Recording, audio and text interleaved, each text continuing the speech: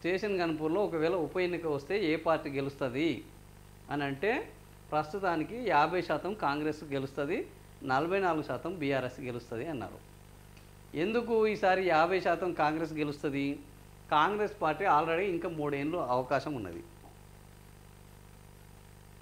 3 ఏళ్ళు ఇంకా అధికారంలో ఉండాలి.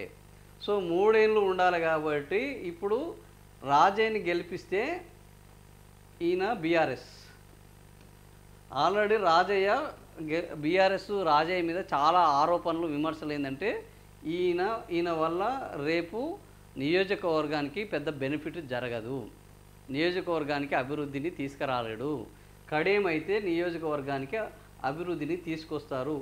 ఇది వాస్తవంగా ఏందన్నది పక్కన పెడదాం.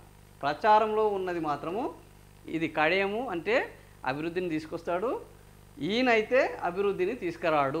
కాబట్టి ఈరోజు ఏంది మనకు వచ్చిన పోల్ కూడా అదే. కాంగ్రెస్ అయితే 50% గెలవడానికి అవకాశం ఉంది, బీఆర్ఎస్ అయితే 44% గెలవడానికి, అంటే 6% ఇంకా ఇప్పుడు కాంగ్రెస్ పార్టీ ఎడ్జ్లోనే ఉన్నది.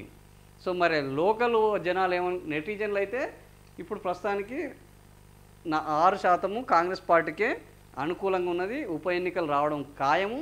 ఉప ఎన్నికలు వస్తే ఎట్ దిస్ మూమెంట్ కాంగ్రెస్కి ఎడ్జ్లో ఉన్నది.